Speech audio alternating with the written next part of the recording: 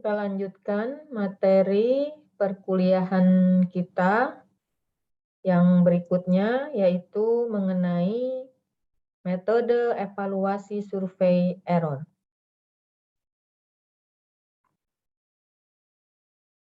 Kita akan membahas mengenai tujuan melakukan evaluasi survei error dan juga metode pemantauan, evaluasi, dan pengendalian kualitas data. Pada materi ini, evaluasi survei error akan difokuskan pada metode dan teknik untuk mengevaluasi non-sampling error dalam survei.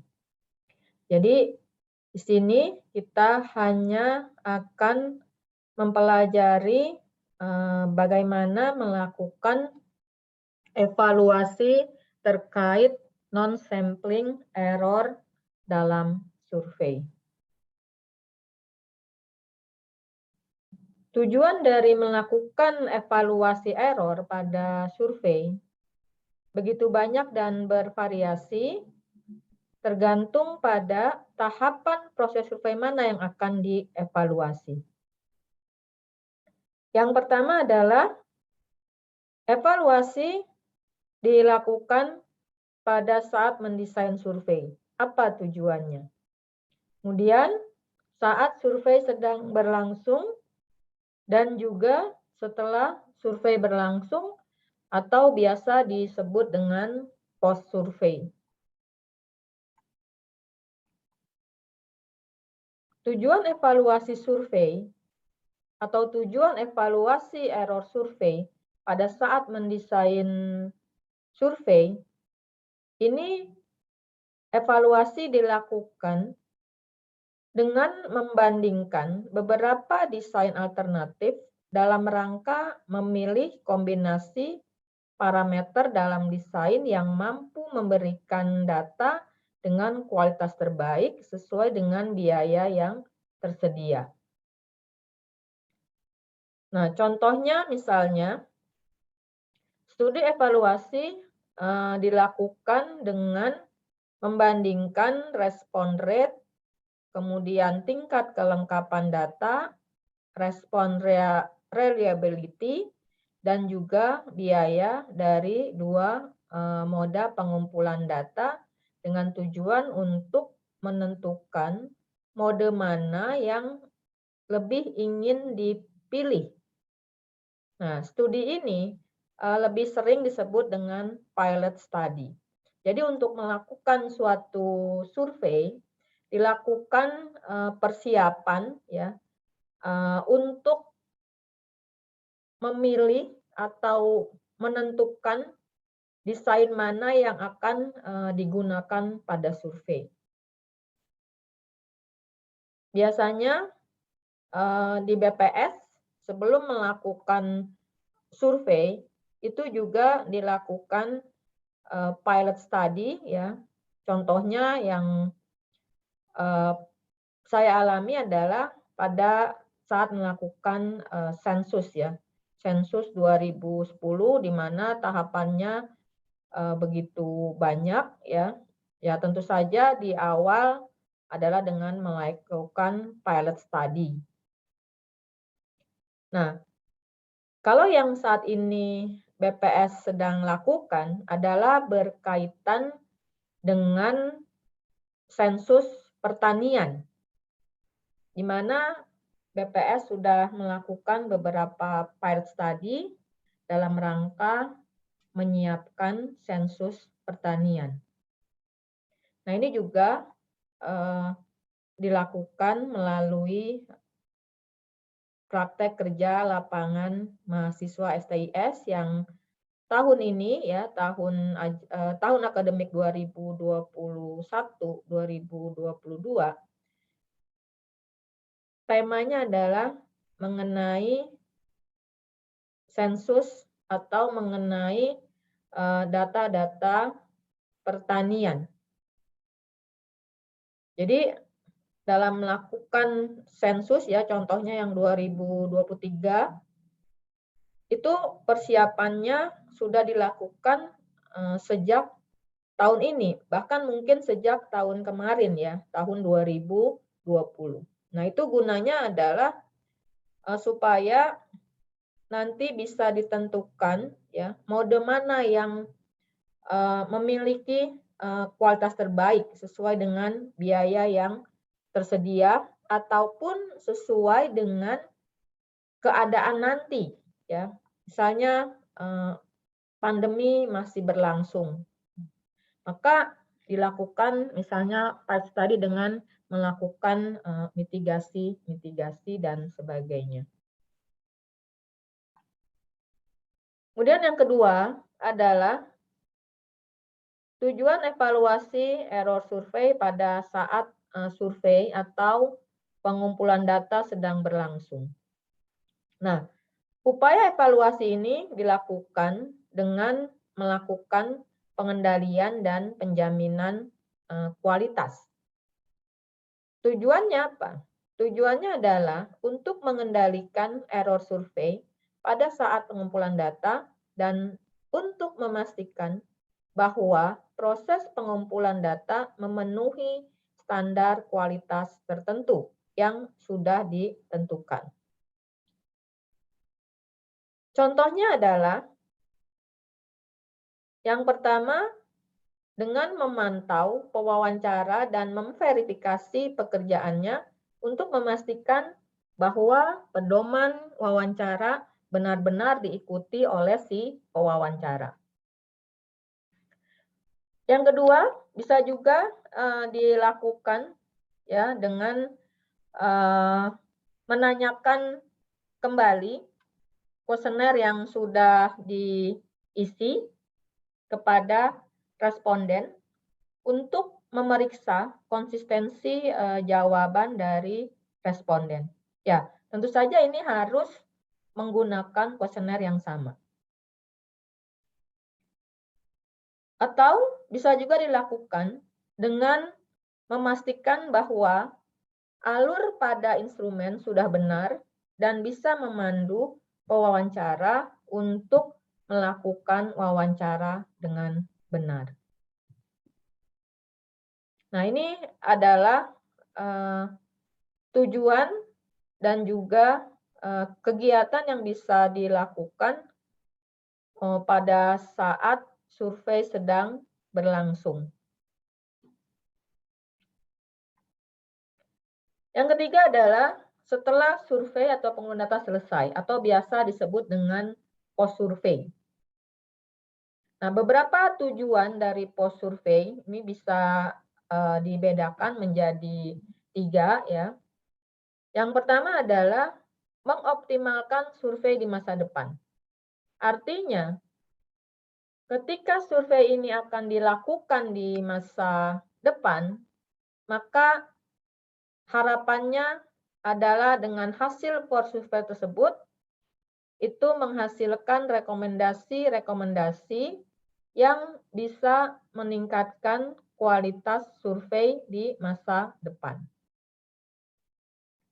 Yang kedua, menyediakan informasi tentang kualitas data bagi pengguna data.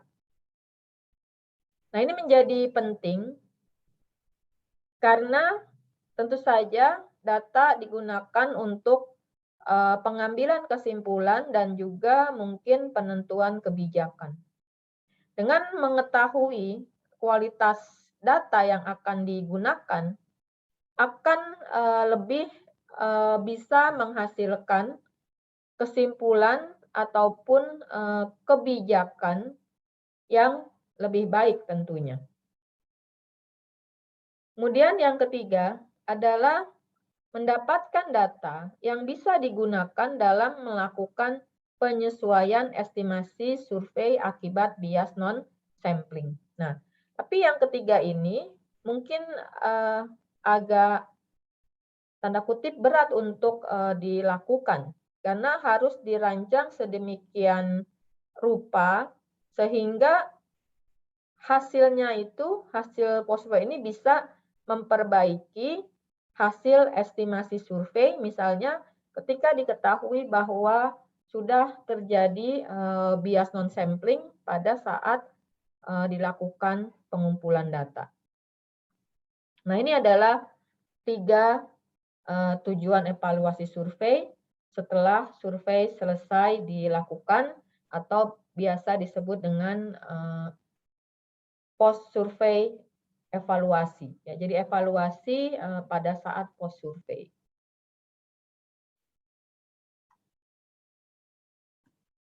Ini ada tabel tentang beberapa metode dan teknik ya untuk mengevaluasi kualitas survei. Di sini ada 3 kolom. Yang pertama adalah tahapan proses survei, yang kedua metode evaluasinya, dan yang kolom ketiga adalah tujuannya. Kita lihat di sini ada tahapan pada saat mendesain ya. Kemudian ada tahapan pretest, ada juga tahapan post-test ya. Dan ada juga tahapan survei. Jadi di sini ada beberapa metode yang bisa digunakan pada saat mendesain ataupun pada saat melakukan pretest ya. Ada juga metode yang sekaligus bisa dilakukan untuk mengevaluasi pada saat pretest, survei maupun post survei. Yang pertama, kita lihat di sini pada saat mendesain survei. Ada pertemuan yang pertama, kita sudah membahas mengenai tahapan proses survei, yaitu dimulai dari merencanakan, mengidentifikasi tujuan, dan seterusnya. Nah, ini pada saat mendesain survei. Ya, tentunya di sini kegiatan yang dilakukan salah satunya adalah dengan merancang kuesioner.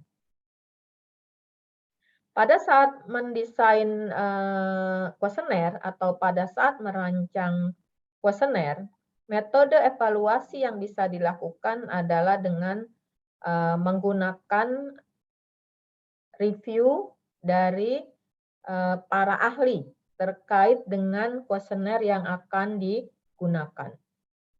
Nah, ini bisa dilakukan dengan terstruktur ataupun tidak terstruktur. Tujuannya apa? Nah, tujuannya adalah mengidentifikasi permasalahan ya berkaitan dengan kuesioner.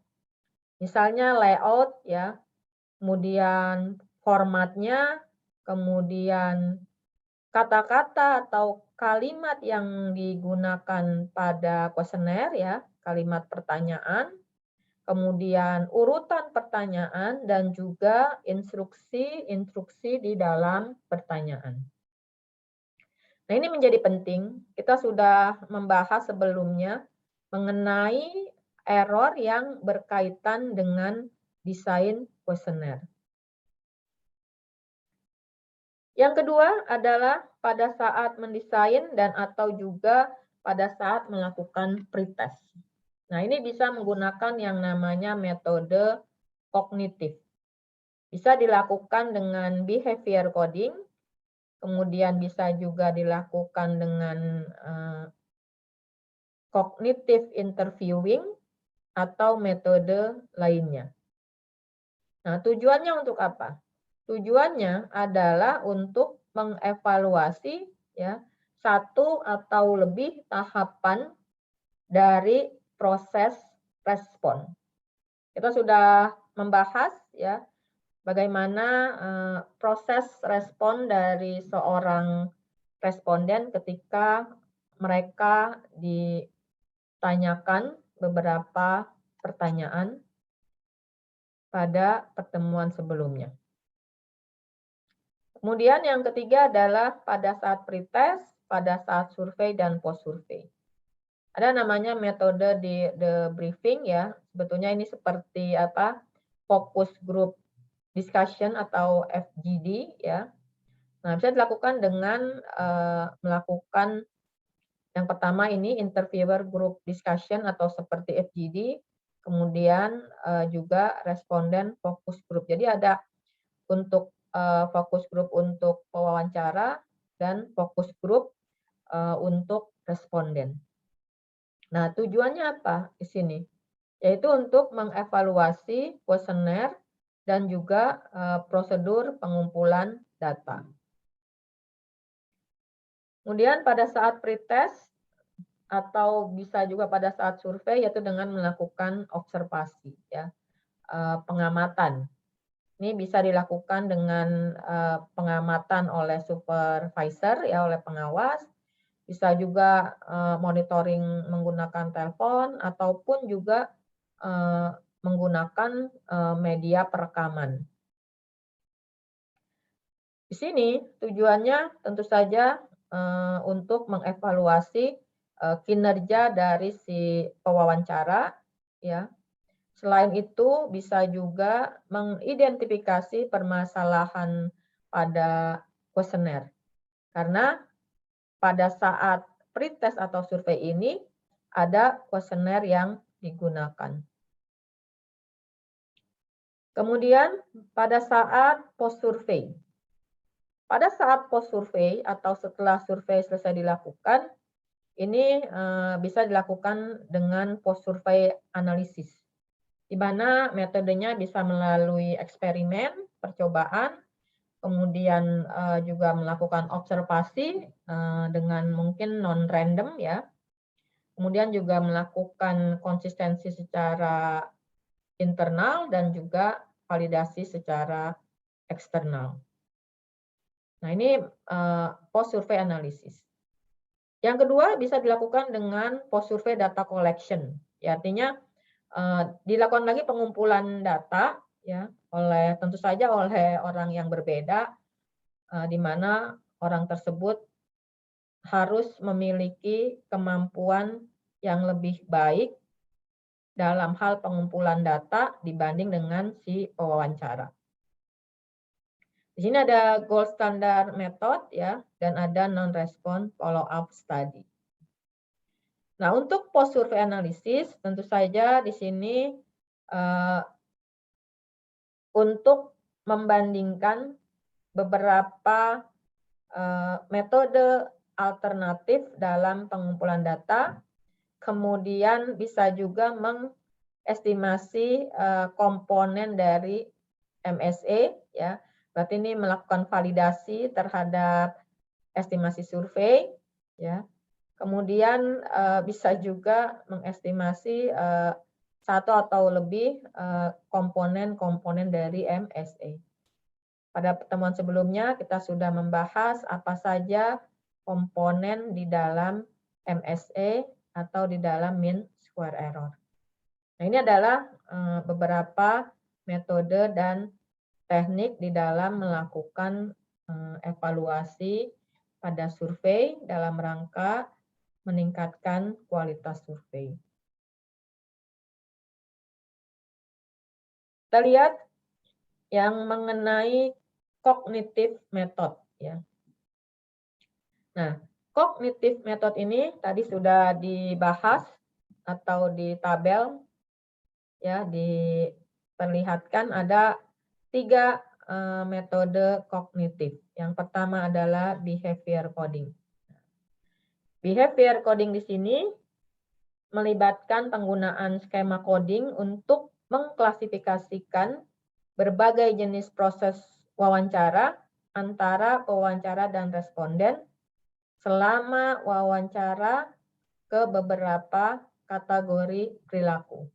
Nah, jadi secara umum ya atau intinya adalah tujuannya untuk mengidentifikasi jenis dan frekuensi perilaku yang diyakini memiliki beberapa efek pada kualitas respon. Ya, untuk jelasnya kita lihat contohnya seperti apa behavior coding itu dilakukan. Nah, jadi di sini behavior coding ini merupakan metode sistematis untuk mencatat frekuensi jenis perilaku tertentu yang ditunjukkan oleh pewawancara dan atau responden selama wawancara berlangsung. Di sini ada kode-kodenya, ya. Misalnya di sini yang pertama adalah mengenai behavior atau kebiasaan dari si pewawancara selama melakukan wawancara. Ada kode di sini ada 5 ya, ada E, W1, W2, ada P, ada F. Sedangkan untuk kebiasaan responden itu ada C dan ada I. Kita lihat deskripsinya ya. Kode E misalnya adalah kalau si pewawancara itu melakukan ya atau bertanya sesuai dengan kalimat yang ada di dalam kuesioner. Benar-benar menggunakan kalimat tersebut, tidak menambahkan, tidak mengurangkan. Jadi bertanya sesuai dengan pertanyaan yang tertulis di kuesioner. Kemudian kode yang kedua yaitu W1, jika si pewawancara ini melakukan perubahan terhadap pertanyaan yang ada di kuesioner, tapi perubahan yang dilakukan itu hanya sedikit. Kalau yang W2 berarti perubahan yang dilakukannya itu banyak. Nah, kemudian kalau yang P berarti si pewawancara melakukan probing. Ya, melakukan probing untuk menjelaskan pertanyaan yang ada di kuesioner. Kemudian yang F ya, pewawancara gagal melakukan probing. Jadi sudah probing tapi gagal. Nah, yang kedua adalah kebiasaan responden. Kode C misalnya ya, kalau responden itu meminta klarifikasi terhadap pertanyaan yang ditanyakan kepada si responden. Nah, atau yang kedua ya, yang kode I ini responden menginterupsi ya, menginterupsi pertanyaan yang ditanyakan kepada si responden. Nah, ini bisa dilakukan sebetulnya ketika misalnya PKL ya. Nah, ini pernah dilakukan di PKL 59 ya. 59 di mana ada topik mengenai atau riset mengenai paradata. Jadi kalau kita mengumpulkan atau melakukan survei, ada 3 data sebetulnya yang bisa dihasilkan. Yang pertama adalah metadata, yang kedua itu adalah data hasil survei itu sendiri, dan yang ketiga adalah data hasil proses surveinya itu, yaitu yang disebut dengan paradata.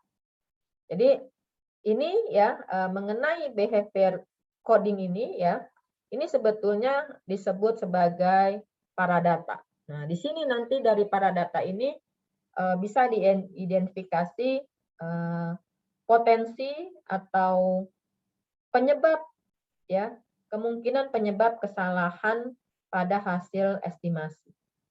Misalnya, kalau si pewawancara melakukan perubahan yang sangat banyak terhadap pertanyaan, bisa jadi apa yang dilakukan tersebut itu justru malah membingungkan si responden, akibatnya tujuan dari pertanyaan tersebut tidak tercapai. Sehingga apa?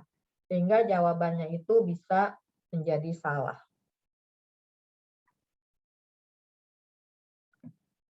Nah, bisa dibandingkan misalnya di sini ya, ada 2 pertanyaan, pertanyaan A dan pertanyaan B. Nah, misalnya di sini untuk pertanyaan yang A ya, ternyata si pewawancara itu ya lebih banyak menggunakan kalimat yang benar-benar sama dengan apa yang tertulis di dalam kuesioner. Sedangkan untuk pertanyaan B hanya 40, yang A-nya 93, dan seterusnya. Ya, ini hanya contoh. Jadi bisa jadi seorang pewawancara itu melakukan semua hal ini, bisa jadi ya. Semua kebiasaan ya. Mungkin untuk pertanyaan tertentu memang cukup dengan membacakan atau menanyakan sesuai dengan kata-kata atau kalimat yang tertera pada kuesioner. Tapi untuk pertanyaan lainnya mungkin tidak cukup seperti itu. Harus dilakukan perubahan misalnya untuk supaya si responden memahami. Ya. Jadi sebetulnya kebiasaan ini juga mungkin akan disebabkan oleh kalimat pertanyaan yang ada di kuesioner. Nah, yang kedua adalah cognitive interviewing. Nah, cognitive interviewing ini adalah metode untuk mempelajari proses kognitif responden selama wawancara dengan menggunakan pendekatan wawancara yang diperluas atau intensif. Untuk jelasnya kita lihat sini nanti contohnya ya. Jadi di sini di metode cognitive interviewing ini merupakan metode untuk mewawancarai responden sehingga kesalahan yang timbul dari tahapan proses respon tertentu dapat diidentifikasi oleh perancang survei. Nah, contoh di sini misalkan ya ada suatu pertanyaan pada kuesioner ya, misalnya sekarang pikirkan kesehatan fisik Anda, termasuk penyakit fisik dan cedera. Berapa hari dalam 30 terakhir ini kesehatan fisik Anda tidak baik? Nah, sekarang bayangkan kalau kalian diberikan pertanyaan seperti ini. Ketika kalian misalnya berperan sebagai responden.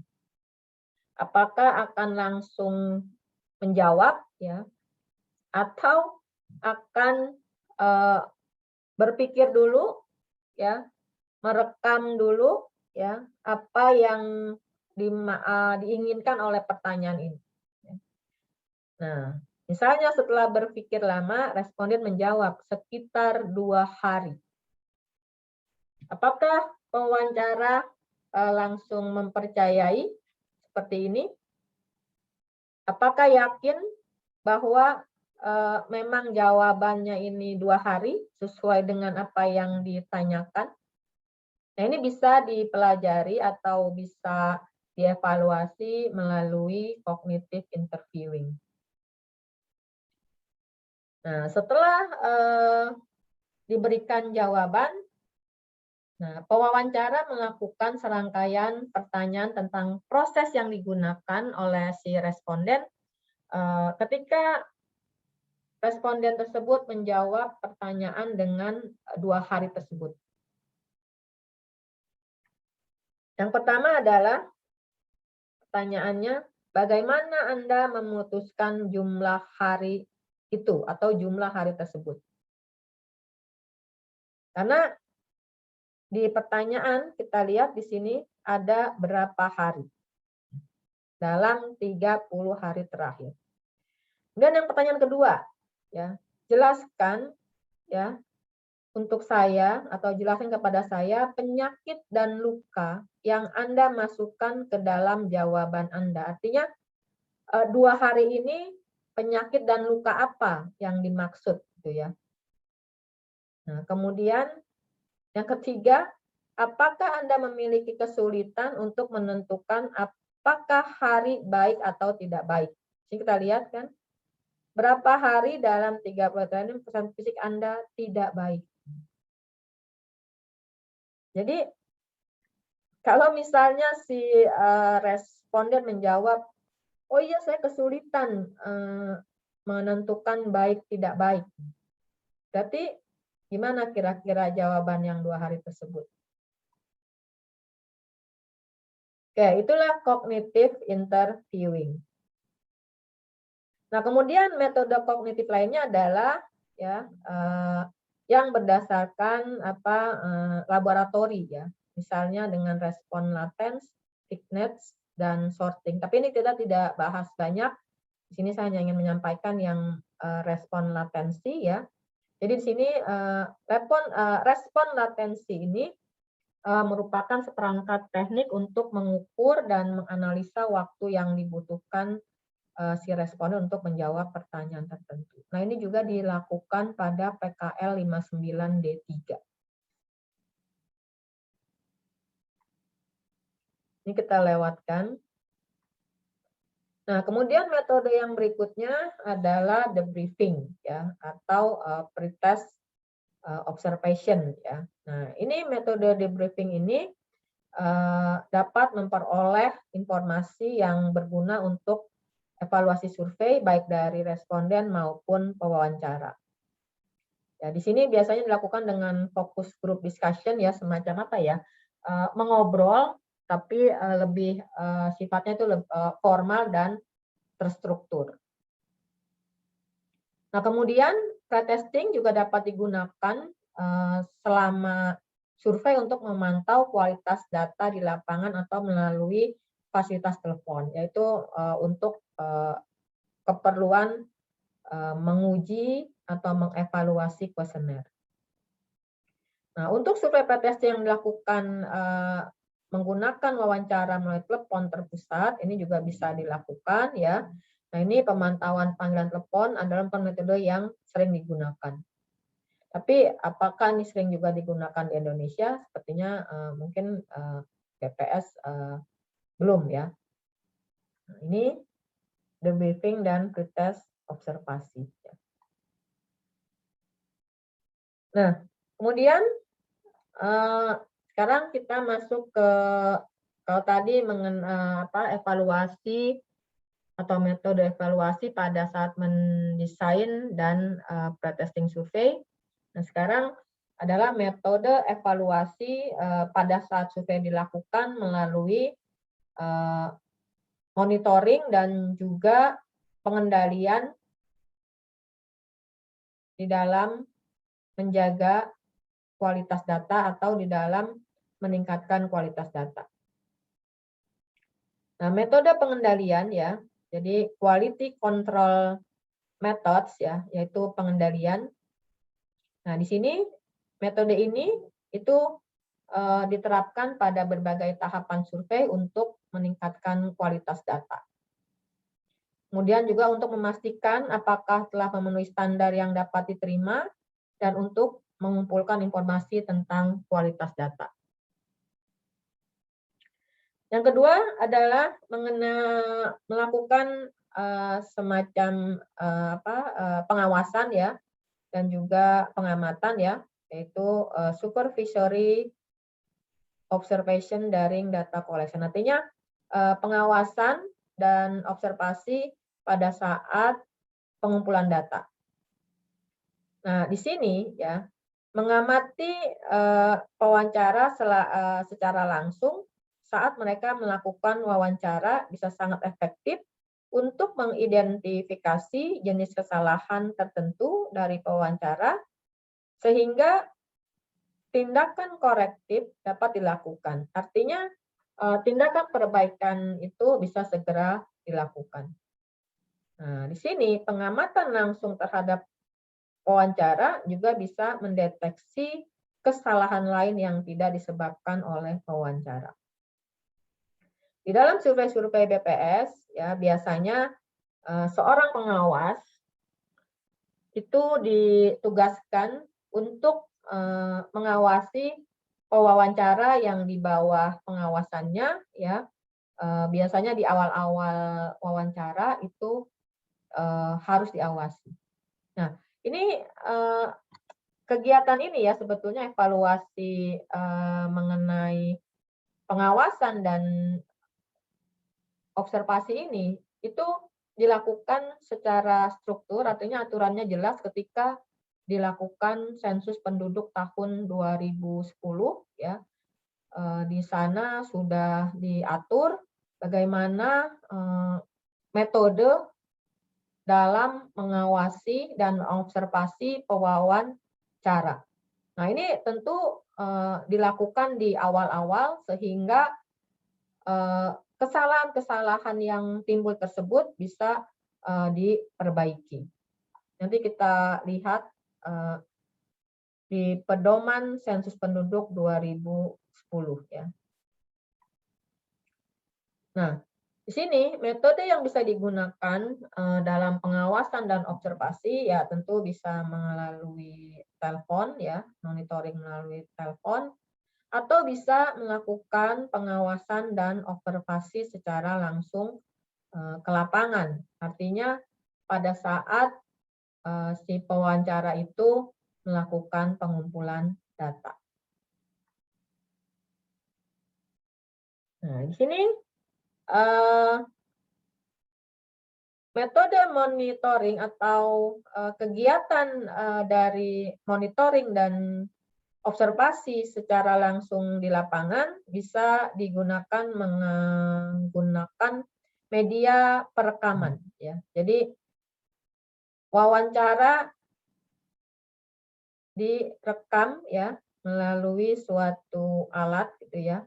Nah, dari perekaman ini ya itu bisa dilakukan pendeteksian fabrikasi wawancara dan kesalahan dalam wawancara. Apa ini fabrikasi wawancara? Fabrikasi wawancara adalah wawancara yang dipalsukan gitu ya. Kalau di dalam istilahnya percobaan-percobaan laboratorium yaitu fabrikasi data. Jadi datanya itu mengada-ngada, hasilnya tidak sesuai dengan yang sebenarnya. Secara khusus pemalsuan data lah ya, secara umum maksudnya. Fabrikasinya adalah semacam pemalsuan data. Nah, kemudian yang kedua adalah mengevaluasi kinerja pewawancara dan memberikan umpan balik kepada pewawancara. Kemudian yang ketiga, mengumpulkan informasi berbasis audio untuk digunakan dalam mengidentifikasi masalah kuesioner dan untuk mengkodekan interaksi pewawancara dan responden. Jadi sangat banyak ya kegunaannya dilakukan evaluasi melalui monitoring dan observasi langsung ke lapangan dengan media perekaman. Ya, tentu di sini bisa juga merekam informasi atau respon dari pertanyaan terbuka. Nah, berikutnya adalah evaluasi pasca survei. Ada beberapa metode, tadi sudah dijelaskan. Metodenya ada eksperimen, ada studi observasi, ada internal konsistensi, ada eksternal validasi, dan juga ada melakukan pengecekan terhadap data administrasi dan juga bisa melakukan re-interview.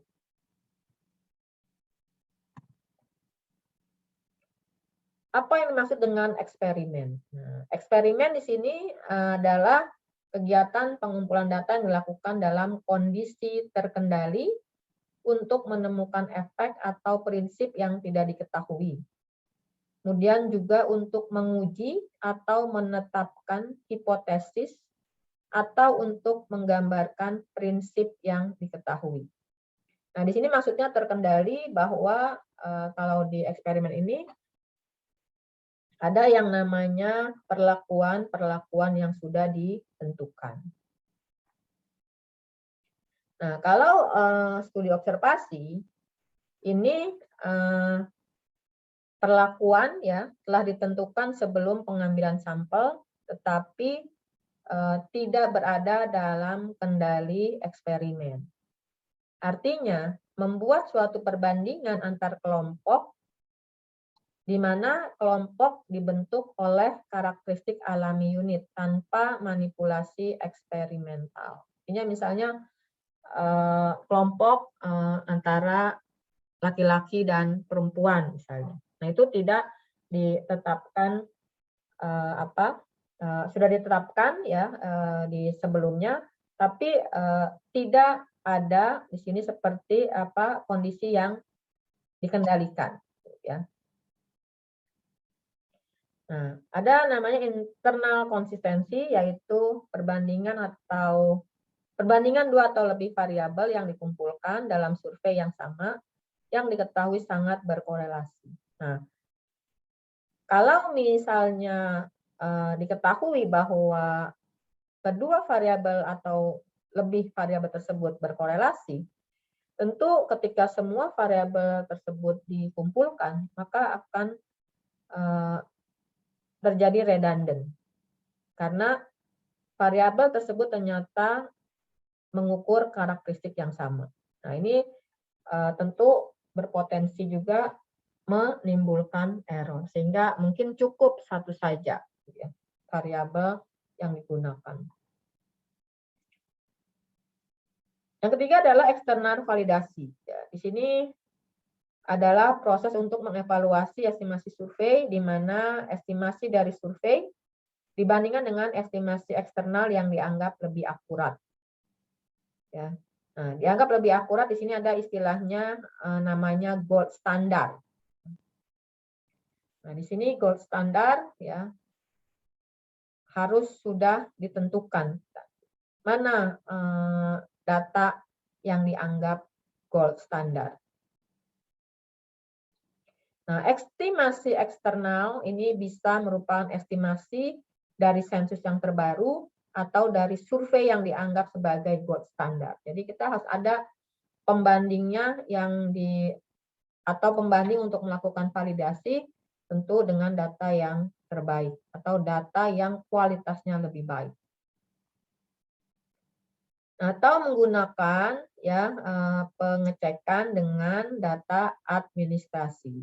Jadi di sini metode untuk mengevaluasi respon individu pada suatu survei dengan membandingkan respon survei dengan nilai untuk unit individual yang dapat dari berbagai jenis catatan administrasi. Ya, misalnya dicek kembali dengan misalnya umur, tanggal lahir itu dengan kartu keluarga dan sebagainya.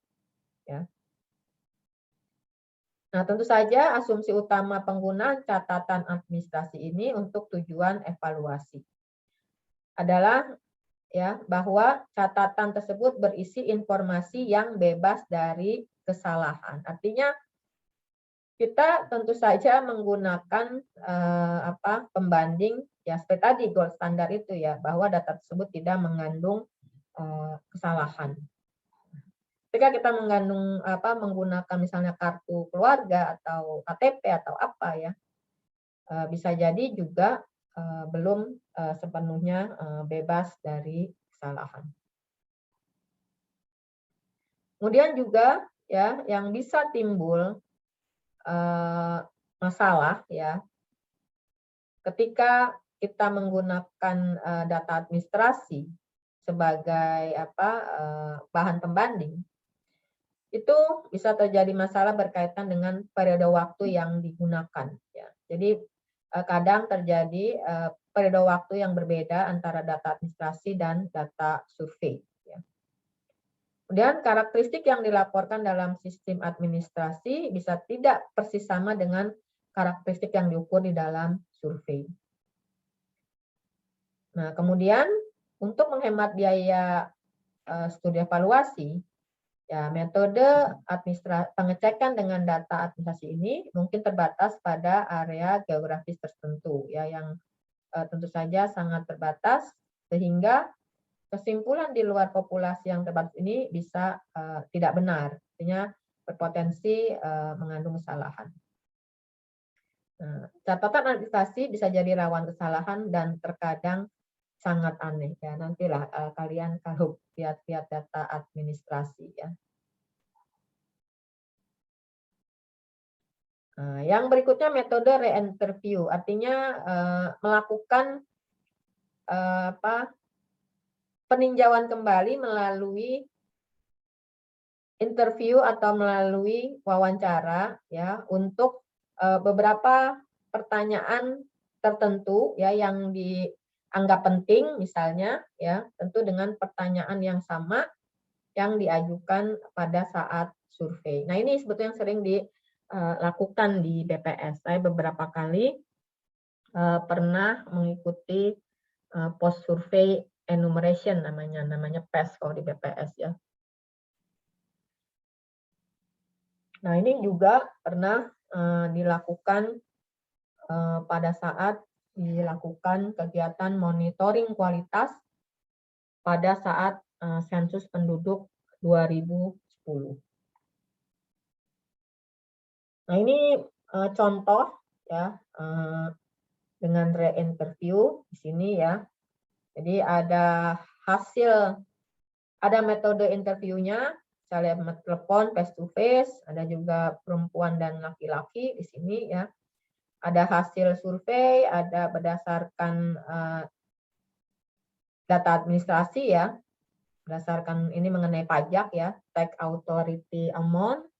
Nah, ini ada perbedaan di sini antara survei tapi di sini perbedaannya ada yang signifikan pada level 5%, ada yang signifikan pada level 1%. Nah, di sini ada namanya istilah the gold standard interview. Nah, ini merupakan suatu re-interview ya yang bertujuan untuk mendapatkan pengukuran yang sangat akurat, yaitu pada dasarnya bebas dari kesalahan. Artinya bahwa yang melakukan re-interview ini tentu saja mereka yang mempunyai kemampuan dalam menginterview yang lebih baik dibanding si pewawancara. Ya. Nah, di sini bisa bertujuan ya atau bisa juga digunakan untuk memperkirakan bias karena pengukuran. Ada juga replikasi re-interview ya, ini meniru ya atau mereplikasi proses suatu survei. Nah, di sini tujuannya adalah untuk mendapatkan respon baru dari responden survei di bawah kondisi survei yang sama seperti survei yang awal atau survei yang sebenarnya.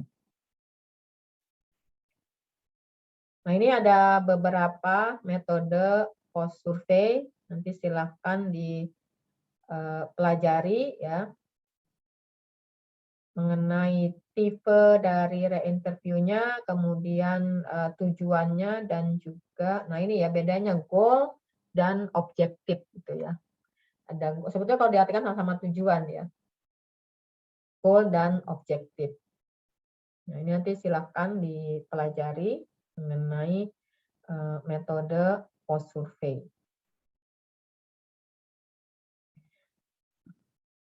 Kita masuk kepada summary ya dari metode evaluasi.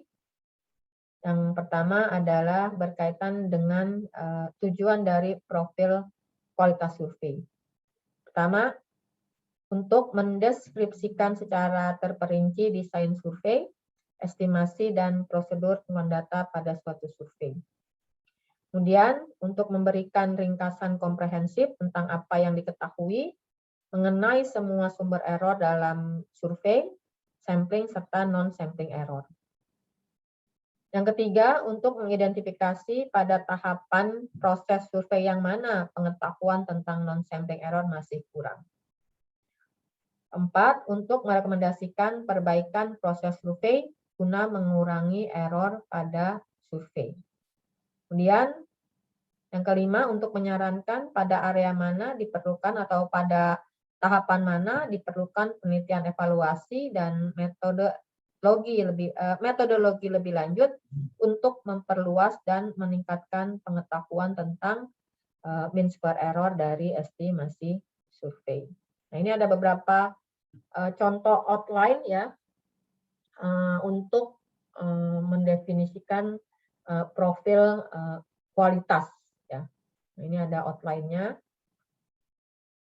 Kemudian nah ini ya juga ya kalau ini excerpt ya of quality profile. Jadi ini adalah outline mengenai profil kualitas ketika dilakukan evaluasi error survei.